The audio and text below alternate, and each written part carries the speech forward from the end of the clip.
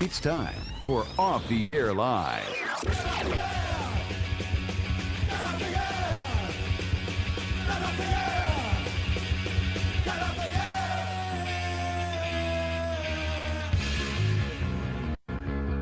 And here's your host, Cody O'Connor.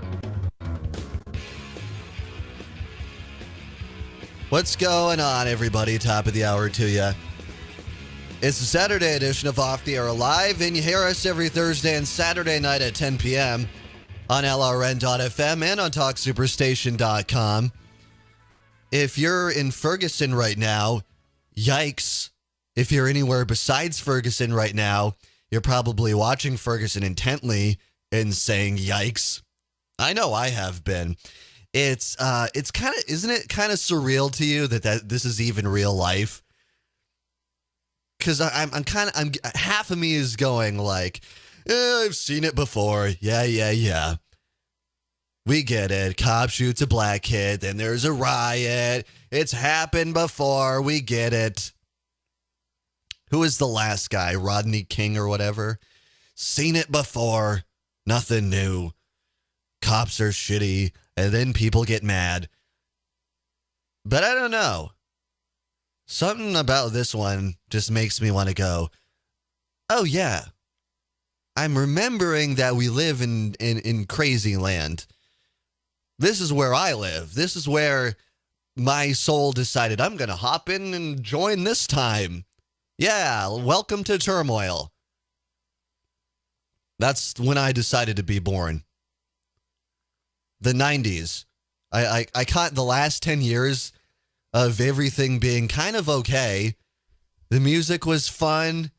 We had Don't Go Chasing Waterfalls on the radio every day. Nothing was that bad. The worst scandal that happened was a president getting a blowjob in the Oval Office from a young Jewish intern.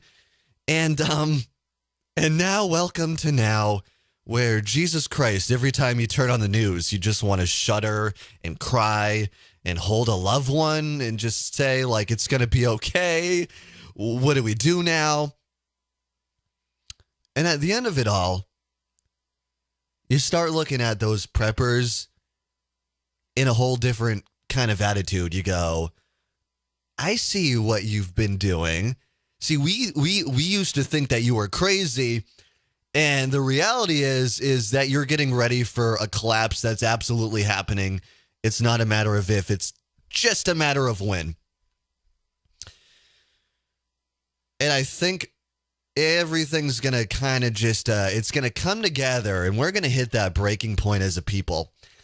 And you're going to see it first, and I think these poorer towns where, you know, if you don't have a job where it's like a good job, you know, if you're maybe working at a McDonald's, like that's your best bet. Yeah, fine, you'll go protest. I mean, you might as well at that point. If you're eating chicken McNuggets and that's your diet plan, you might as well go protest. Fuck it. The people who you never see at a protest are the people who are like, you know, actually on Wall Street because they work on Wall Street. Yeah, those ones.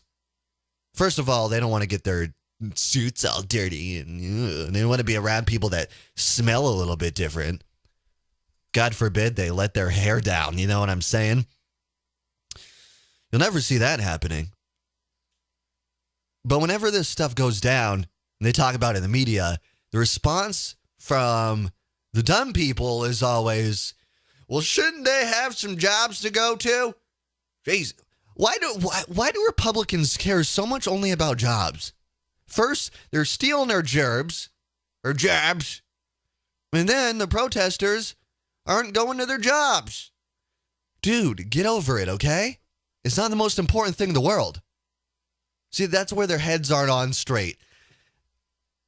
You're looking at the difference between, okay, they go to their job and they add to the collective goodness of the community by serving somebody a number 2 at fucking KFC, or they serve the collective consciousness of the community by letting their voices be heard and gathering and what happens when you gather in a sense like that is you actually do raise the vibrations in a certain way, and that's why they know that protests work.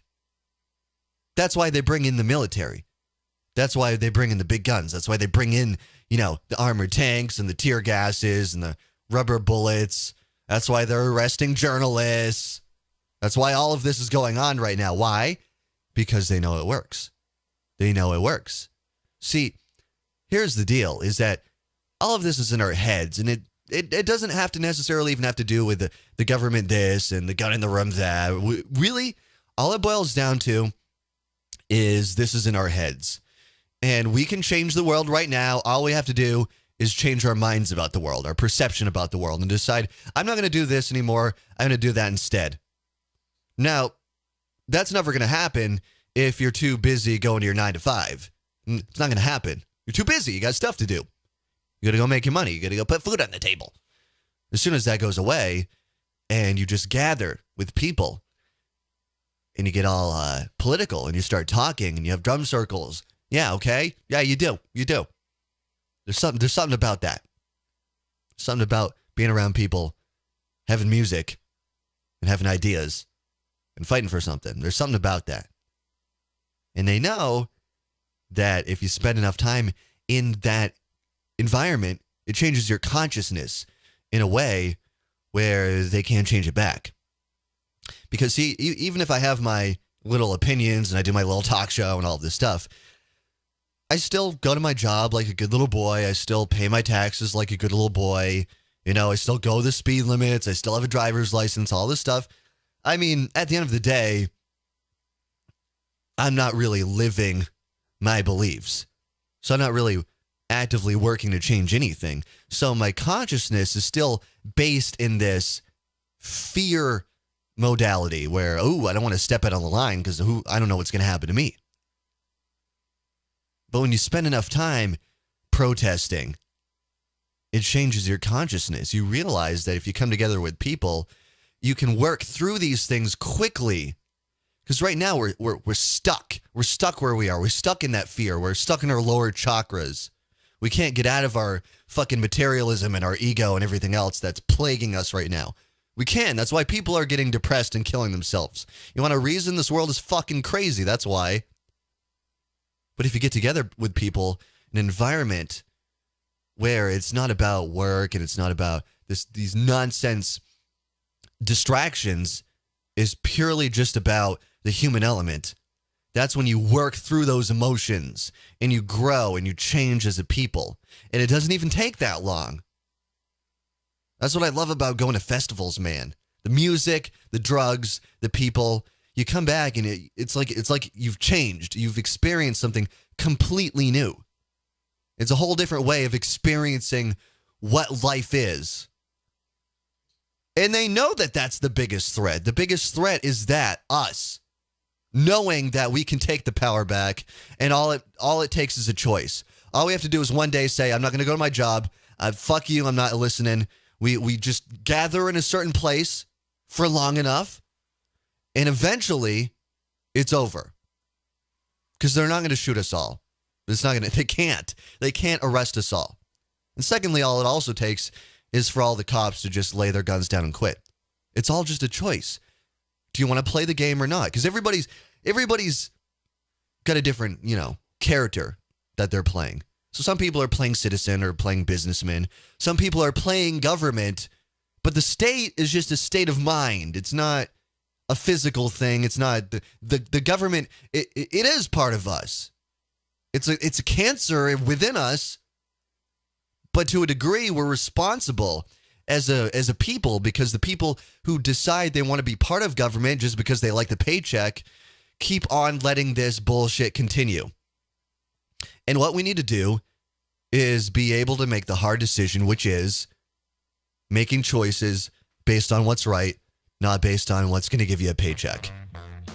If you work for any kind of police department and you see what's going on in Ferguson, now's your time to quit. If you give a fuck about the human race, find something else to do.